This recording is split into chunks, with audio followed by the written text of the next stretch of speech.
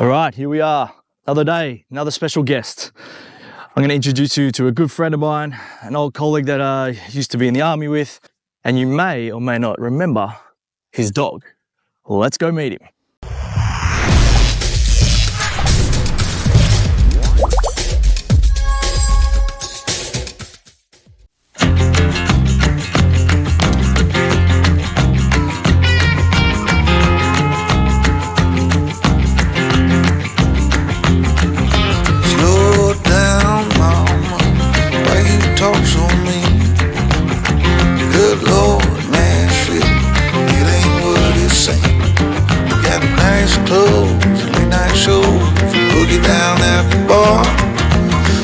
Tunes and homemade booze, but it always goes too far.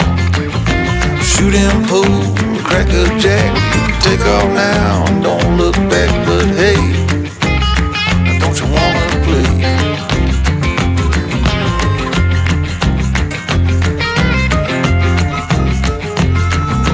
Hold on, sugar, why you look so sad?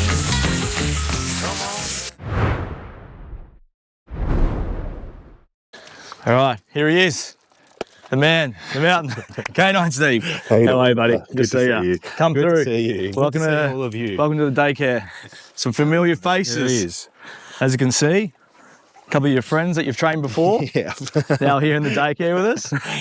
Which one have you trained I've before? spent a lot of time with Goosey Girl here. A lot of time. So she's one of our newest ones. I think it's her first day assessment today. Yep. I think she's doing pretty well from what these guys have told me. Yeah, she's a gorgeous dog. And I mean, you put in a little bit of time with her. Yeah, I have done heaps with her, man. Like initially, so when she was a puppy, I took her on and she stayed with me for a little while when she was a puppy. I think I did another session with them when she was like, 4 or 5 months old. And then actually I just started doing some dog walking with her as well. So I wasn't being paid to train her, but by default of hanging out with me, she's going to get trained. So her and Guge would go off and do walks together and a bit of training. And yeah, nice. She's a gorgeous dog. Yeah, she seems like, just like we've got 2 other visitors here, so 3 today. Some more high energy, high level dogs. Yeah. We love it. We love getting these guys amongst us. Another familiar face just there. Who else? Who else do you know? Guge. Oh, here we go. All right.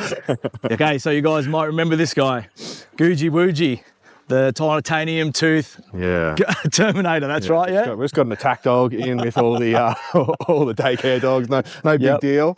Big dangerous attack dog. I mean, like I've talked about before, on the last on the last YouTube video I did of him. Obviously a very easygoing dog, really good around other dogs, obviously very obedient. Getting a little bit older now, getting a little bit older. Yes. Yeah, bring him up, we'll put him up here so we can get a bit of a better view of him. Makes me sad. Yeah, bring him up here. Guge, put him up. Can he jump up or do you have to lift him? I'll lift him. Wait, come. Good boy. I mean, he probably could jump, but I don't want him. No, of course. Oh, there we go, there he is. Good boy. Bring him in, get him in the camera, mate. There he goes. You get out of the way. You're blocking our star. Come here, my girl. Good girl. Come here. Good boy. Here he is. All right, so how old is he? 11. He turned 11 in May. What month are we up to now? July. Not too long ago. Yeah. Yep, not too long ago. 11. He's getting on. He is. You know, he's definitely slowed down. You know, Guge very, very well, and you looked after him recently, and you know, he's slowed down a lot, which is sad to see when you know how capable he is. You know, we should be young forever. I definitely noticed, like we were talking about earlier, a bit of a big change in him, especially slowing down a little bit. Yeah. Generally, he's a little bit more on the go and just running around 100 miles an hour. Yeah. Now he's just cruising around, you know, at his own pace. Got a little bit of grey on his face now and under his neck now. Grey. Excuse me. Excuse me. Bit of a close talker. Yeah. So, boxers are known as the clowns of the dog world, as you can and see. She's a gorgeous dog, and she's a bit of a close talker. Loves getting in people's faces. Yeah. And especially her brothers, wherever he is. Leo down here. So I wonder if she's not harassing him at the moment. She doesn't leave him alone. You just came straight back. He came straight back. Like you said, the clown of the dog world. Yeah. All right, so what's going on with Guge these days? Mate, we're still training. Yeah, we're still training. So he still goes out to. So I live across from the beach, and We go out and do a walk and take him to the beach. And, you know, the normal routine that I do with Guge, and I've been doing this since I used to work with him, is, you know, emptying him out. We take him out, we empty him out. I take him on a structured walk where he does some sniffing and some peeing and all that. And then we go to the beach and we do our obedience session where he does all his spins and everything, his salutes and his bang. And, you know, for Guge, the reward is always, you know, purposeful play. So we get his Kong out, throw it, he goes and searches it, brings it back, lots of tug of war. It's a standard thing we've always done, and I still maintain it. And, you know, if you see him on the beach, you know, he slows down in here, you see him on the beach and you pull that Kong out, like you'd be thinking he'd be a 5-year-old dog. Well, that's the Malinois in him. Yeah, that is the Malinois in him. So I remember, correct me if I'm wrong, he possibly might be crossed with a couple of other breeds. Yeah. So, you know, where's Dude? Dude's another thing, but Dude is a bit more. I mean, Guge lost a lot of weight now, but Guge in his prime, he was quite a stocky male. He was a bit shorter than the other males, but he had a deeper, bigger chest, bigger jaw muscles, and a slightly shorter nose. And we did a lot of research into this because it was sort of unique. But a lot of the dogs more had that standard. So a lot of the males had that standard male look where they were a bit sort of leaner, you know. And did he have a black face? He Not did as much. mainly, not as much. So just basically where it was grey, that was black. And yeah, we did a lot of research. So Guge was actually born in Croatia, and then he was sent to the Netherlands, Isn't which that is your where, heritage? yeah, that's my country as well. So we've got, meant to be. we've got the same heritage. It was meant to be. We're both Croatian sensations, aren't we, buddy? Yeah, we picked him up. Australian government bought him in the Netherlands. But we researched where he was from, and they were doing a bit of crossbreeding with pit bulls and stuff at some stage. So we think Guge might be from one of those lines. Yeah, okay. Just by the way he is, that extra stockiness. Yep. Like, you know, he's a different looking dog. And he hits just like a bloody pit the bull way too. he hits, Yep. his bite force, Yep. you know, it was sort of, it was up there, you know. Poor Guge is... We have, like, if you're in pain during training, whether you're in a bite suit or, you know, they're coming at you with strike muzzles, we have a term and it's called no duff. And if you say no duff, it means you're in pain and we need to end the serial. So Guge he's probably got the record for putting the most people into a no duff situation, you know, including he's bitten through bite suits and got people's bicep muscles and stuff. Guge was a bastard. He used to recognise the difference between acting pain and real pain. And he used to work his way down onto someone's elbow joint and just crunch their elbow joint, which is a horrible pain to experience, even in a bite suit. Yep. The other dogs would hang on, and if they weren't a good biter, they'd be on the suit. If they're a good biter, they're deep and they're on you, but they're still on a fleshy part of your arm. Definitely. Where Guge would come down and just work that joint. And even with the strike muzzle, in the strike muzzle, you know, so basically we do a lot of training where they wear a muzzle. It's a very hard muzzle. Dog can still breathe and do anything, but they can't bite you. And it's so that we can present targets that aren't wearing a bite suit, so the dogs just don't become bite suit trained. We can present plain clothes in any sort of uniform, whatever that we want. And what Guge did is one day he come hard charging and he hit somebody in the nuts, directly in the nuts. They didn't guard their nuts, they should have, and they went down. Right? And that got a massive reaction, right? And just from that one time, Guge was like, every single time now I'm going for nuts. So I would have to brief the guy acting as my bad guy. We give him a safety brief before we start the training. And I'd always have to say, be careful, because Guge will come in low. Protect your nuts, crouch down low and catch him. I think I know who you're talking about. Yeah. You won't say his name, but Mr. B. Mr. B. He did, unfortunately, Hey, Mr. B. cause a ongoing issue for somebody. I'm not sure, was it a career ending for them? Yeah, maybe. Yeah. So Guge is it's a bit of a jerk. Well, like I was saying on the last video, like there's been multiple times that I've had bites from him, Yeah. and he always goes down that elbow straight away. And every time he comes out, I'm like, oh no, not Guge, this is going to be hard work. All the other dogs weren't too bad, but every time you heard his name, you're like, oh shit. It was fantastic for me when we worked together, because I never had to take a bite off Guge. You know, as the handler, you're never going to get into the suit for your own dog. Yeah. And I never ever. So all I did was hear complaints. I actually didn't know what they were about. So I mean, we had some other dogs which were hard biters, but Guge was just cunning. You know, Yes. he would he's a hard biter, but he would also search for more. Yeah. You know, like he would work that elbow joint. No other dog did that. And also, there was a couple other things, I'm not sure if I did mention them, was when we back tied them, so when we used to train them to do bite work and toy work and stuff like that, we would back tie them onto a post. And he would always make sure there was slack in the line to encourage the bad guy to come in. But he would also have his tail between his legs, which is generally I've never seen another dog do that. No. And he's not bloody scared, that's for sure. Yeah, he's not he'd bloody give, scared. You know, the standard rule book for dog body language, we would give you the impression that he was nervous when if you're a bad guy and you stalked him. So with that back tie serial, basically a tree or a post, we tie the dog, they're connected to their harness, connected to the tree or post, and the handler walks away and leaves the dog. And a bad guy comes in and stalks the dog, right? As for safety, we used to put a line on the ground, pull the dog to the extent of their line and put a line on the ground so the handler knows, the bad guy knows the mark on the ground not to go past that because they're within a bite zone. So we do all that, right? And they come in and they stalk the dog, and basically you want a reaction out of the dog, and they come in real close and they get lunged at, and they basically, you know, they act submissive when the dog lunges at them, and it gives the dog confidence.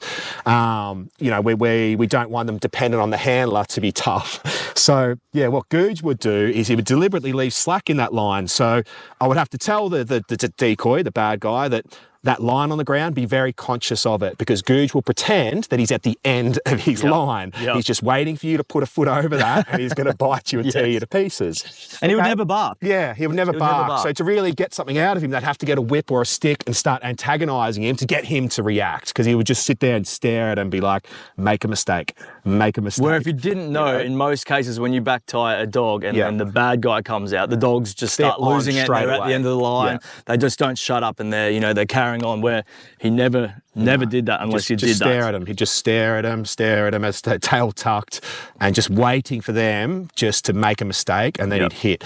So, and then he stepped that up again, another level, by one day we did that, and we tie him up with this like piece of rope tape sort of thing, you know.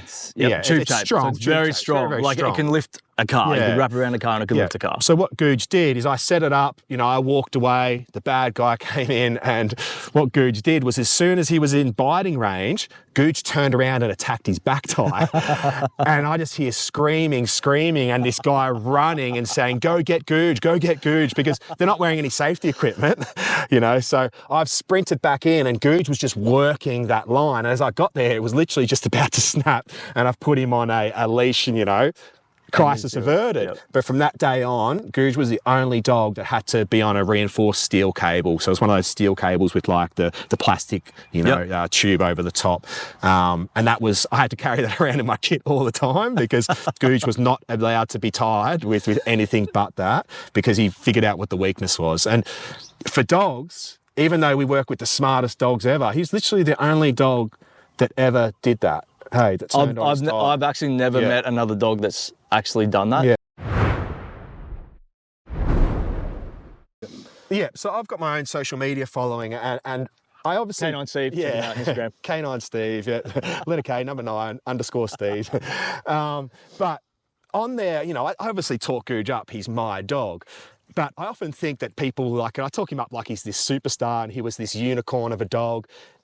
And I think that people, you know, think I'm biased, but I'm not. Like, this dog was something special. Like, there's not a handler. I've worked all over the world, you know, with Navy SEALs and whatever. There is not a handler I've met that wouldn't have been happy to take Guge into war. And it's just not like that with all dogs. Some dogs do have their issues. Guge really had none. The only thing that we didn't like about him was when he was wearing his kit, he was prone to shaking a lot. Remember, he'd constantly shake. So if you're, you know, trying to stay super quiet, you might get some shaking out of him. But once he's on task, that stopped. But that was literally the only thing. He didn't bark. He didn't whine. You know, there was nothing that, like, he would literally, he's tried to jump through car windows. He's tried to smash through internal doors. How do you put his head through a door in a house? Did you ever try and jump off the containers from the top? There's a couple of dogs that have tried to jump off the containers. Guge almost, at the end of his career, the last thing we did before, he's watching a dog chase a bird. He thought it was a ball. The last thing we did, so Guge and I spent most of our operational time on the domestic counter-terrorism team. So all the deployments I did overseas to Afghanistan and Iraq, I did before I was partnered with Guge. But when I was partnered with Guge, we were on what's called the Tactical Assault Group, which is Australia's last line of defence against any threat, domestically. So a lot of that is you do, because you're in Australia and you're doing lots of high-level training that looks really Gucci and it's flash. A lot of stuff you do is, or not a lot, but every maybe couple of weeks, you have to do a demonstration for like politicians and everything like that, or visiting dignitaries or foreign leaders and stuff like that. They'll come to our base and we'll put on a big show of our capability and what we do. And usually the dog is front and centre because everyone loves the dog. Yeah.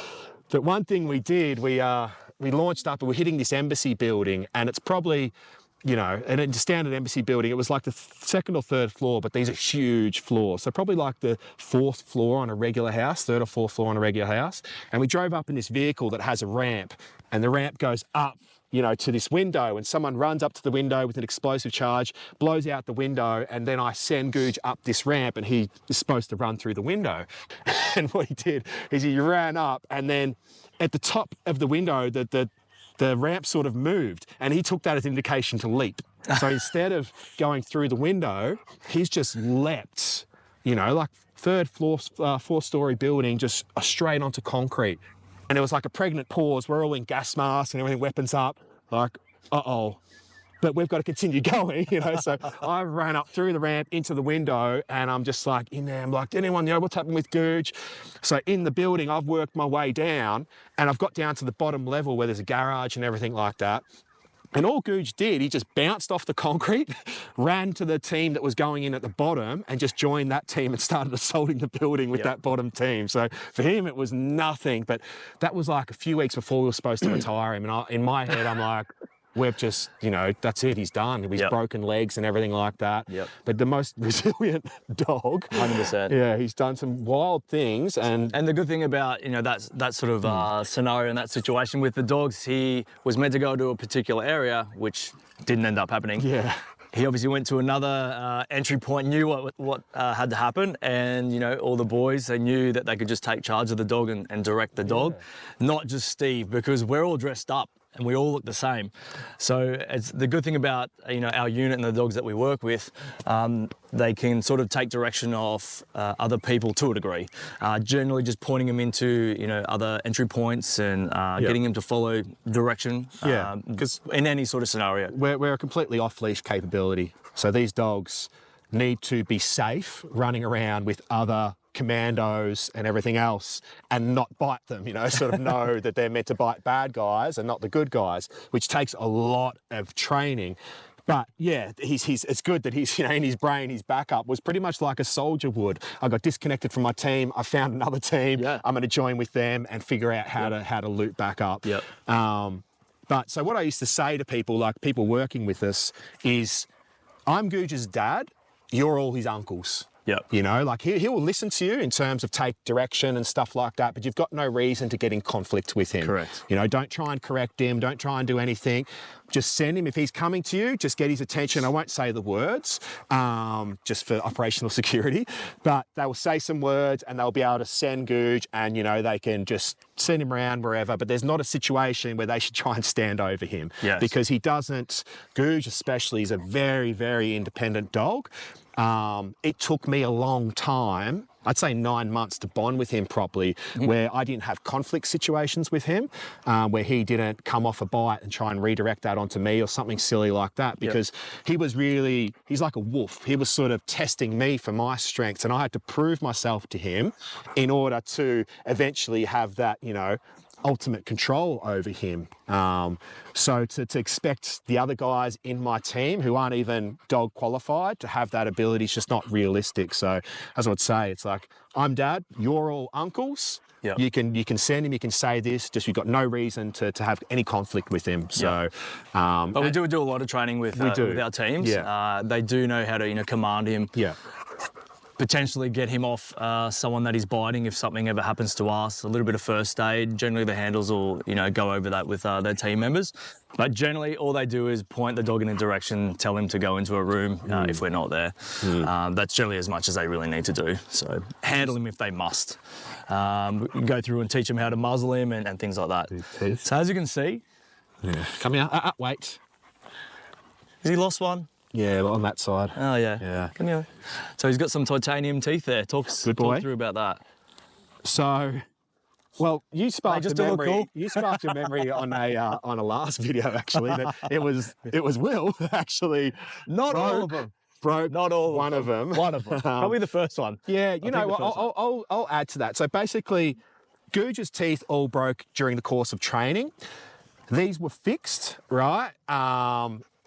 Because of that. He didn't have his teeth removed, the knees put in, he broke his teeth in training, he was given titanium caps. These aren't implants, they're caps. Underneath each of those teeth is enough of an original tooth to anchor onto, or crowns, caps, whatever people call them. Implants are actually a lot weaker.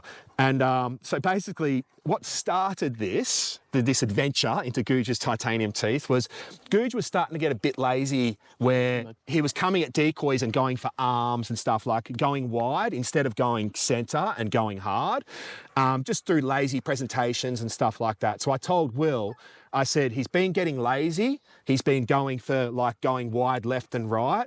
I want him to get back centre and be harder. I'm like, when he comes in, if he's going to the side, dodge him. So that was the brief I gave Will. So it's partly my fault. So, Or a lazy presentation. yeah, well, what happened, I sort of remember when it happened. It was at Holsworthy, and he ran into Will. And Will saw it was a bit of a lazy effort by Guge, and so he moved, but as sort of Will moved, Guge sort of was able to get his head and just make contact onto the side of the suit. So he had the whole weight of Guge swinging around, so full flight, swinging around Will just on the two K9s on the left-hand side, I think it was. And then we heard a pop noise, whatever, but Guge just then, boom, jumped up and smashed him. Didn't stop. So I didn't think anything of it. No. It was that evening in the kennels when I was feeding him, I noticed that the tooth was gone. I think it was 2 teeth were gone. Yep. One a little bit, one quite significant. So that basically started what he has now, which he did have 4 titanium, 1 broke. Now, this process, so we originally got him capped normally, and then I found out through this, I didn't even know about this, I was talking to some Navy SEALs in the US about Guge and how he broke his teeth, and they're like, get titaniums. I was like, what? Yeah, you can get titanium teeth. You know, we give it to our dogs, blah, blah, blah. So we researched it and we found one bloke in Australia at that time that was doing it. And as I said, Guge was, I'm not talking it up at all, he was a unicorn. So anything I wanted for Guge, any money I wanted, I was given. So we were able to very quickly get approved that Guge take multiple trips down to Melbourne to have this done, which was really, really expensive. And it was the first dog the Australian government had done this for, the Australian Defence Force. It's been to a few dogs now, yeah? They have, yeah. There was another dog that was at the same time as Guge, or just after, a baddie. They've done a few now, but he's the OG. And they were very, very proud of it. I remember, like, whenever I did demonstrations for politicians and stuff at the end, they'd always be like, Steve, show them the teeth, show them the teeth. So I have to bring Guge back out. And they're like, whoa. We should have got all of them done. Yeah, it's social media has probably made it a little bit more, I guess, common, as in people have seen it a little bit more, but like back then when Guge was working, people just hadn't seen that. So everyone loved to open up his mouth. And no, the Americans are pretty big on it. Yeah, the Americans were. Definitely, we were late to the party with it. So it doesn't make his bite stronger or anything like that, because bite force is produced through the muscles. So theoretically, you could sharpen them and make them a worse bite, but it's going to make the teeth weaker, and no one who actually cares about dogs is going to do that to a dog. So basically, when we did get it done, we found out that Guge's teeth had actually been weakened because he has an ugly bite. So they had been, I guess, prepped to snap naturally anyway. So when he got them made, you can see there's sort of weird shapes, and it's because they were made to compensate for his ugly bite, so they don't actually make contact like his original teeth did. Yeah. Tell us how he's gone from military life, from day one, to pet dog, living on the couch, Yeah. living at the beach in the Gold Coast from Holsworthy Barracks. You know, so for some dogs, this is a difficult process. For some dogs, we have like a period where we definitely, for all of them, we stop Like them some doing, people, I suppose. yeah, Oh. we stop them doing man-focused training and we prep them, we get them out in the community more, blah, blah. But Guge was such a good dog. He was already living that life anyway. You know, he was already going to dog beaches and doing all that sort of stuff anyway. He'd been to my house a lot and lived with my dog a lot because he was constantly getting injured. So he was constantly going through rehab, which meant I had to give him like 24-hour care. So he was living with me a lot. But his process, you know, we do a RSPCA pet suitability test. And for these guys, they can't fail any component.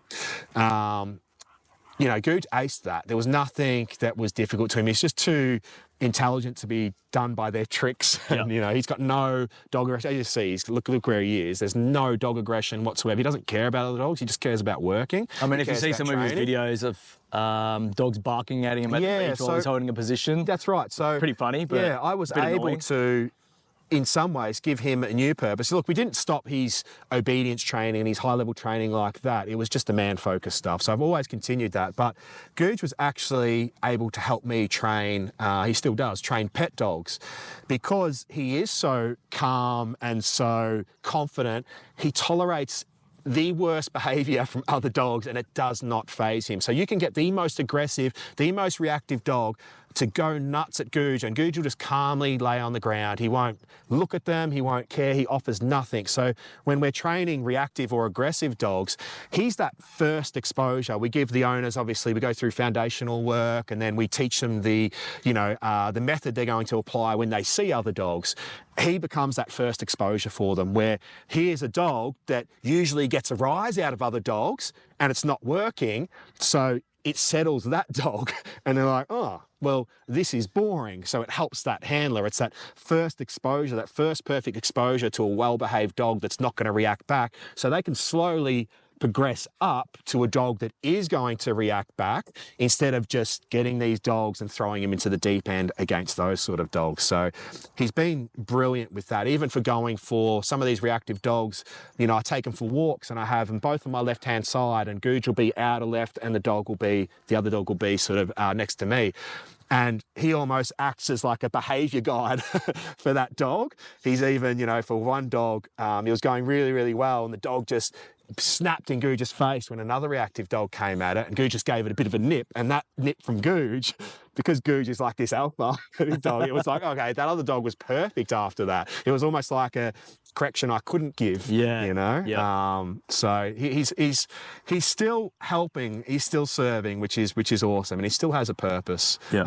Guge is super, super intelligent. For him to just stop training and stop doing anything at all would lead to behaviour issues. For him, neurotic things, spinning, stuff like that, compulsive behaviours, because this is a very, very intelligent animal. So what have you been doing with him since he's been out? So I know he's been in a show. Yeah. Tell us about that. Yeah. So Guge and I were part of a stage show. I think we did 25 or something shows to an audience 25? of Wow. 600 to 1,000 each night.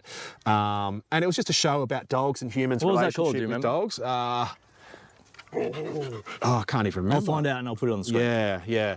And Guge and I opened the show and we basically had 15 minutes on stage where I gave sort of, there was like a voice of God asking me questions and I gave like a 15-minute monologue sort of thing about Guge and I's relationship. And they initially contacted me because they want me to go out there and tell tough guy stories and stuff like that. But I sort of tailored to the audience. The audience, you think of people that go to these shows, they're very sort of alternate sort of, you know, people that go to drama and that sort of stuff, you know. They don't want to see a soldier come up and talk about how tough he was. So what we did is we made me dress like a soldier. So I come out and I took the presence of a soldier on stage. And then I just opened up about how much Guge has done for my mental health and how much this dog means to me on an emotional level, rather than tell tough guy stories. And the reception to that was really good. And doing that with Guge was such a powerful thing for me. Well, that was going to be one of my next questions. What does, obviously, Guge mean to you now? Yeah, I mean, mate, like, living your best life together. yeah, we are, you know. I mean, even just having a special bond working with him, yeah. but now a little bit different when now he's out. I know everybody has an amazing bond with their dog, and I'm like, my bond's better. But, you know, I had to work for this. You know, this took me, that's it. It took me 9 months to really click with Guge. And ever since then, we've just had an amazing bond, you know, something that's so deep, and just all the work we've done together, the adversities that Because we've you never been knew him when through. he was a puppy. No, I didn't know him. So I didn't get Guge until he was like 2.5 years old. Yeah. You know, so people like think I trained him since he was a pup. No, we didn't. I didn't actually meet him until he was 2.5 years old. But, you know, one of the things that I hate is that he's getting old, you know, and he's slowing down, because, I mean, I wouldn't trade this relationship for anything, but one of the cruel things about dogs is that their lives are so short, you know. Definitely. We all wish they could live forever. Yeah. You know, and he's in fantastic nick. I mean, he's over 11 years old and he still looks amazing. Yeah. But, you know, he's slowing down. Looks very fit, still living his best life. He is, yeah. Definitely getting looked after, that's for sure. Yeah. So the big question, Malinois. I know you probably got hit up a lot online and have chats with a lot of people. Yeah. First time dog owner, should they get one? Fucking no. Look, Malinois, even German Shepherds, I'm like, man, you got to know what you're doing. But Malinois especially, look, Dude and Guge are completely different spectrums in the Malinois world. So this is, Guge is as extreme as it gets in terms of Malinois. This is not only a working dog, he's not a police dog, he's not a regular army dog, he's a special forces dog, and he's a unicorn in a special forces dog world. This is a dog that needs constant attention. And what people see on my social media is a finished product. You don't really see the level of consistency, like the level of commitment I have to making sure that he is mentally and physically satisfied, and also just well behaved. There is a constant juggle with him where if I give him too much rope, he will run with it, right? And I have to bring him back. So you're saying he's not perfect all the time? He is not perfect all the time, you know. He especially if I'm looking after other dogs, he knows I'm distracted and focused on other dogs. That's when he starts to be like, nah, Dad's not watching, you know, I can get away with things. Yep.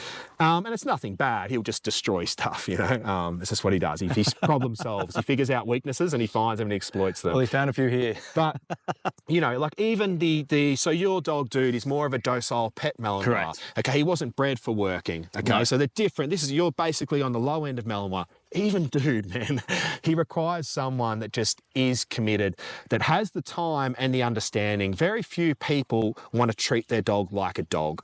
Yep. Okay, that's what Malinois take. They take a dog owner that understands this is not a human, right? And not sometimes you're human, sometimes dog. It's like I have to treat him like a dog all the time. Doesn't mean we don't baby talk and cuddle and play. He sleeps on my bed. He sleeps on the couch. Like Guge does whatever he wants.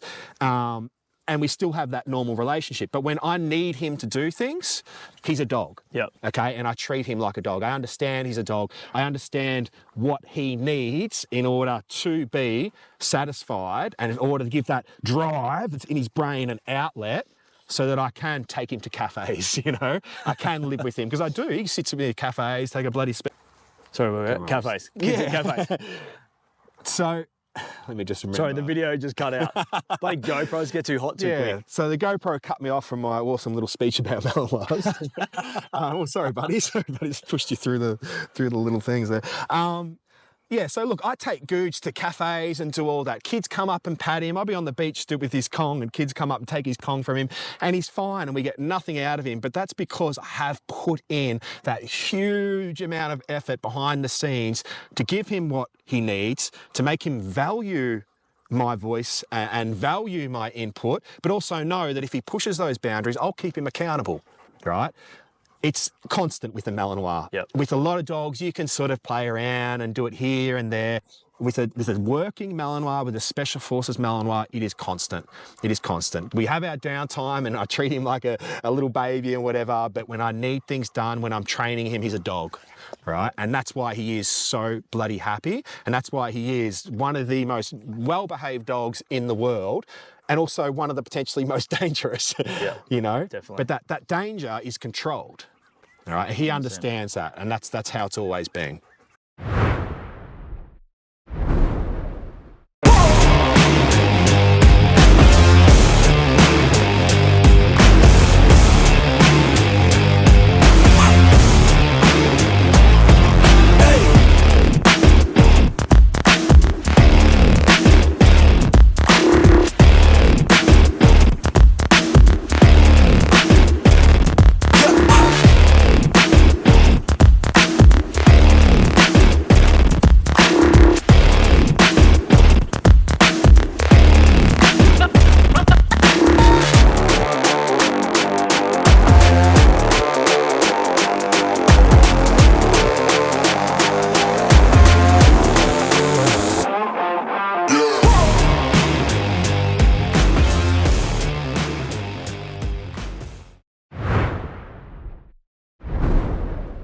All right, mate. Well, thanks for coming out.